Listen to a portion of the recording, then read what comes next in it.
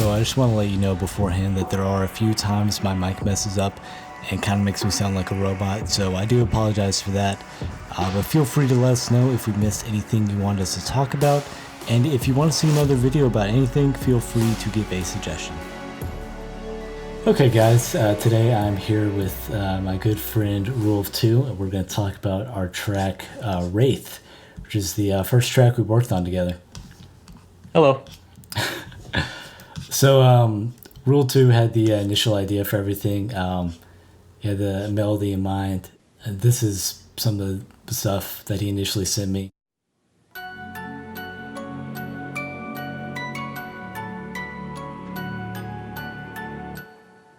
And I just wanted to add some more layers to it, make it sound a little more full, more orchestral and epic, if you will. So these are some of the sounds I layered. A couple pads, organ, strings, a little choir in the background. Just pretty standard stuff that you'd hear in soundtracks and whatnot.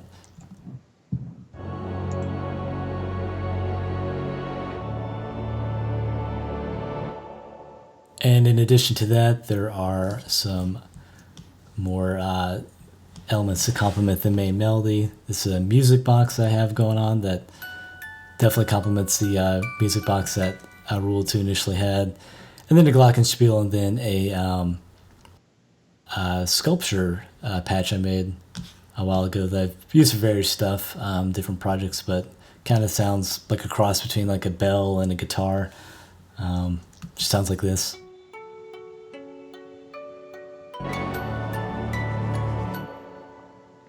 And yeah, in addition to that, there's a couple other things going on in the background.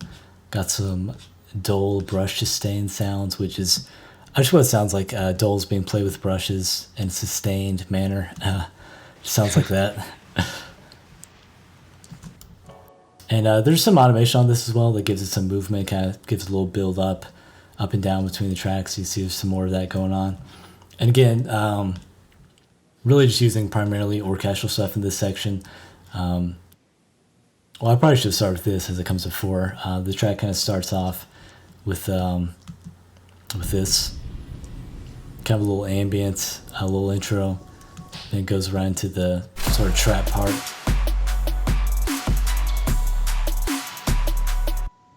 And then goes right into the orchestral part.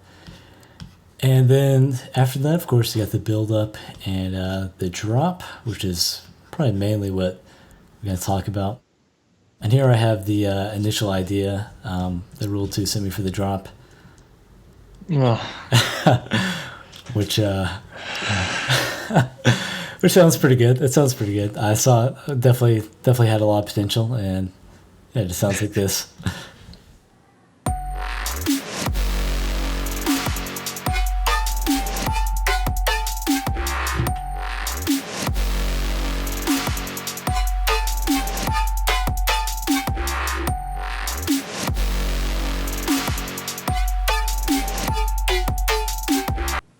Yeah, so the main thing I did was add a lot of layers to it. Just kind of, yeah, and kind of flesh out the idea. And it needed the layers for sure. Yeah, absolutely, and just need to flesh out the idea a little bit more. And the final version kind of has a little more movement, a little more breaks in and stuff. Do you want to give talk any about like the initial sound design of what I sent you initially, or? Yeah, just with like the drop. Well, I wanted first of all the drop to reflect the intro, and like as you play the intro, it has a lot of like music boxes, like chimes, bells, things like that. So they definitely did match, and the drop and the intro I think complemented each other pretty nicely. They flowed really well into each other. The initial thing, hearing it again is kind of cringy. The brass was didn't have enough reverb. It was really jarring. But yeah, the initial thoughts that I had were to make the drop match the intro. Use the same snare as the trap part in the intro, the same drums, same drum pattern. So that one trap bit at the beginning, like 20 seconds in or whatever, was really just a precursor to the drop. Because the regular intro is all orchestral, so in order for that to flow, there needed to be a trap part and then orchestral, and then the two together in the drop. Absolutely, and that kind of stuff is super important for stuff like this, where you definitely want that those dynamics between sections and structure and arrangement's very important with that. Because especially with this song, it's not a lot of the comments on the song, both on, YouTube and SoundCloud, kind of remark about how it's not like your average trap song. Like it's really orchestral and like has a lot of dynamic range. So I felt like that's something you really need if you're going to have a lot of different tastes in different places you're coming from put into one track. Then it really needs to work, and you really need to blend it together. Oh yeah, absolutely, absolutely. The other thing I like what you had in the drop is you had this the detune lead that's kind of the main sound besides the big horns. It sounds like that by itself, but also layered with the music box from before, so it kind of was like a little taste of the previous sections, and they fit very well together. Kind of adds a little more musicality to the drop, if you will. Yeah. I can go in and talk about some of the layers. You can see here I got several layers that add to the horn sound. This is one of these, just a massive patch. Then a couple of horn patches that are from Logic that just sound like this all together. Just definitely a darker sound that adds a lot to it, and those are all being sent to a bus as well, where I have a little bit of saturation on it, some EQ, and then reverb, again, like Rules who said, just gives it a little more space, makes it fit a little bit better. So that's the main thing with the horns.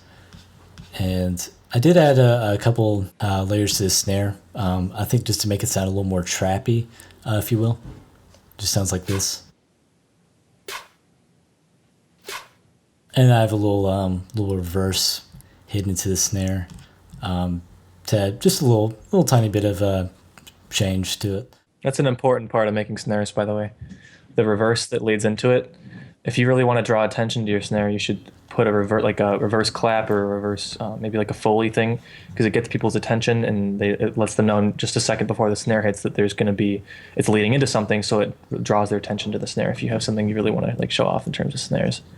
Yeah, absolutely. And again, it's a good way to add variation, which is definitely important with this kind of stuff, where like you can easily just have the same sample going on, but it's a lot cooler to add variation to it.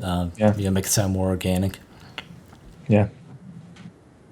A couple pads I have going on in the background that are played very quietly. And they just add a tiny, tiny bit of atmosphere. I'm not even sure if you really hear that. And they kind of duck out with parts of the song as well, as you can hear. Play a drop again.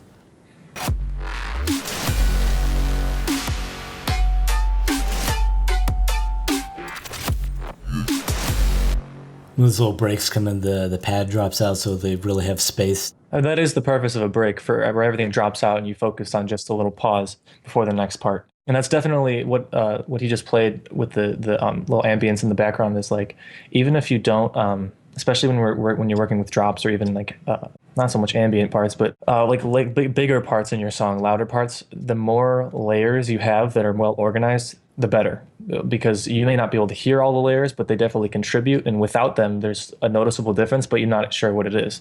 So if you add those layers, then you're going to have a level of fullness, and it'll be hard to identify what you like about it, but it does sound good. Yeah, that and some of the stuff is really almost inaudible, but it does make a difference in the overall feel of the track. Though layers of course are really good. Sometimes in tracks I've gotten carried away with adding too many, so there is a point where you need to stop. But in general, it's a good thing to do. See, there are quite a few layers with this track, and I think it worked out pretty well. This is the initial effects that came with the drop that Rule 2 sent.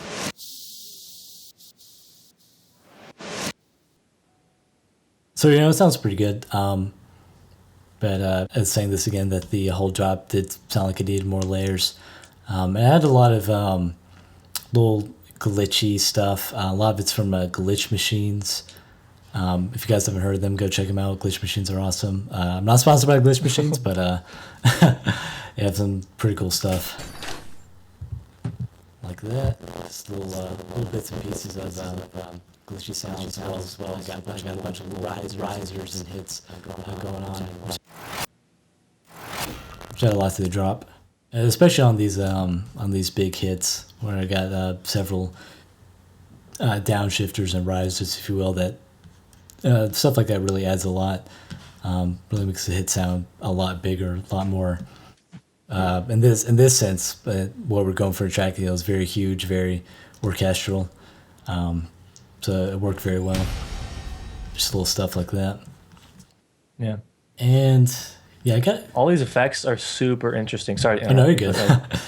They're super interesting to the ear, whether when you're just listening to the track for the first time, like that's really what draws you in. Like there's tracks out there that are basically just, the drop is drums, one instrument, which is really may not even be that important of an instrument, and effects. And it works because of the effects and how amazing they are.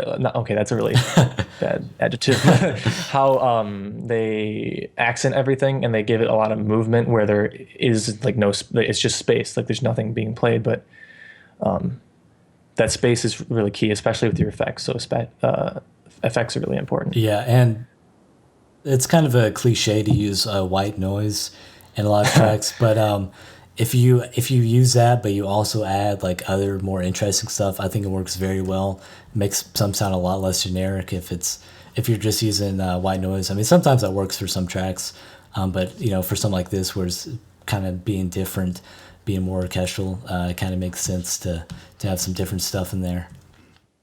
Yeah.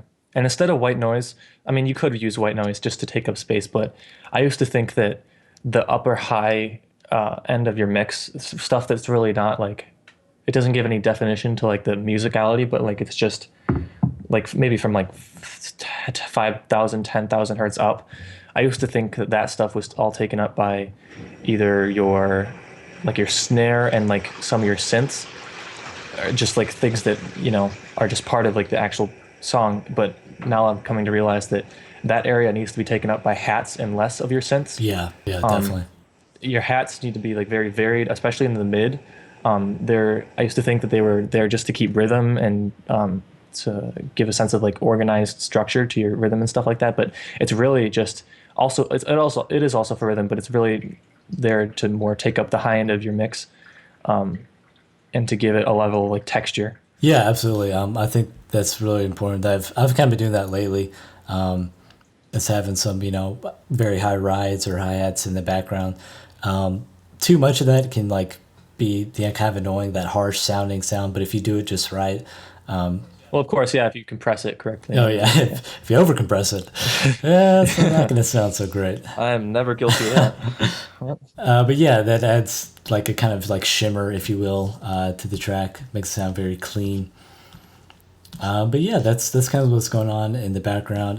Got some other little stuff going on, some more impacts, and I think these are all cymbals, which I like to do in a lot of tracks, is have just some background cymbals going on. Yeah, cymbals are great for making your track sound larger. Oh yeah, definitely, and they kind of more spacious. Yeah, and they kind of do the same role that some hi-hats will do with taking up that high end, and they add little I don't know, little bits of energy in the track. Yeah. And these are some more little glitchy percussion stuff. I think this Holy Mother of Perk, which I assume is something you sent me, because I don't remember having that, but that's I think it's a pretty big part of the sound. It has a little like cool little tail to it. This is the second part of the drop. I don't think I really changed that much. There's some little variations here and there.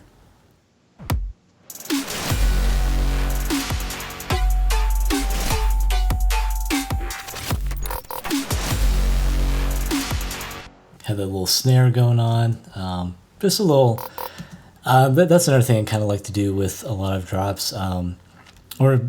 I guess it kind of depends on the track, but for this one it worked well, where the this drop is kind of separated into two sections, and they're very similar, but there's just a few little subtle differences in the second part that kind of just add that just enough variation to make it still interesting. I think the drop by itself is still catchy enough, but sometimes it's good to add just that little bit of variation in. And here I add some chants and some more hi-hats. They sound like this. Just kind of like pretty standard trap stuff. I mean, you probably heard that chant a million times. Sounds pretty nice in the background.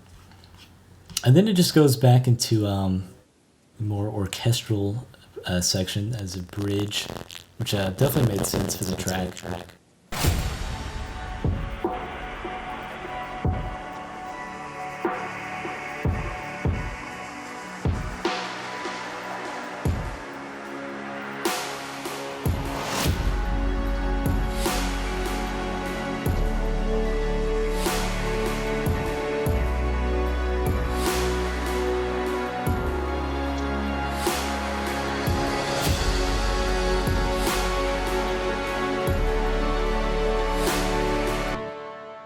Yeah, most of that is just the Rule 2 really did most of the bridge here.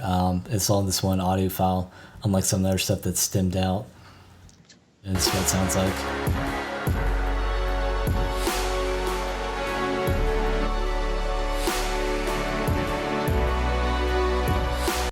You can kind of hear a little, some of the stuff added, me A-being it like that.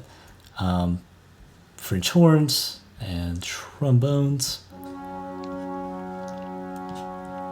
Start kind of soft and then get a lot louder as it progresses, and just add some other layers to it, like kind of how I did there in previous parts of the track. Add some strings to there, and this is all the orchestral stuff is Logic stuff, which I've used for a very long time. Currently, I'm using a lot of libraries from Spitfire, which is also really great. But Logic libraries do get the job done. I mean, a lot of the orchestral remakes I've done, I've just been Logic stuff with careful EQ and sort of sound design, if you will, with that orchestral stuff. But anyway, actually, no, we can talk about this lead sound. I forgot to talk about that. Wait, I have one thing to add to the bridge. Oh yeah, sure, go ahead. I think I like the bridge a lot, but I think a really key part of making a melodic song is not repeating the same chord progression in the whole song. Even though we do technically repeat the same chord progression. I think the key part, what makes the drop different and makes it doesn't make it static with the rest of the track, is that the chord progression is expanded upon, and there's more layers of harmonies and more variations in melody in the drop as opposed to the intro. So that's really important if you're doing a melodic thing. That's just all I had to say. Yeah, absolutely. That was a good point. But the lead, I forget, people commented it sounded like someone. I think it was Slips and Slurs. Yeah, that's what it was, Slips and Slurs. Yeah. People... I didn't really hear it, but I mean, I guess it kind of does sound like it. I think it was actually these two layers. One was just, that was the main sound, and then this was a little. I don't think this was super necessary, but it does sound kind of cool. I'd add on top of there. Oh wait a minute. Yeah, this was the extra layer. It sounds very similar. Oh wait, yeah, okay. Never mind. I heard the difference now. I thought they sound very similar, but this one's like a little more distorted, a little lower in the mix, and just adds a little bit back to the main sound, which is this guy. Just a little massive preset. Looks like this. I made it forever ago, so I can't really explain my thought process behind it, but of course got some distortion going on,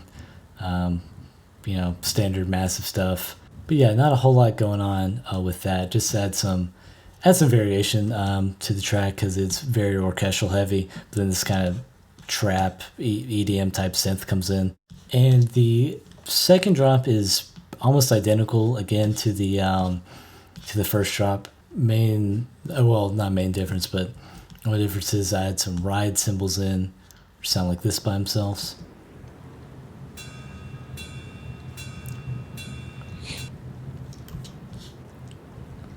Sound like this in context.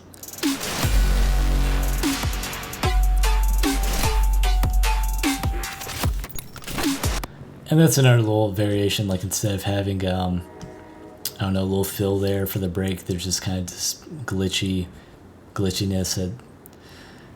that fills the space up, which is mainly just that. And then the song just goes to the little ambient outro. That's ending on that final horn hit and fading out. Yeah, that's really about it. All that I can think of that I want to talk about. Unless have you had any more, anything else you want to talk about, like anything in general, or?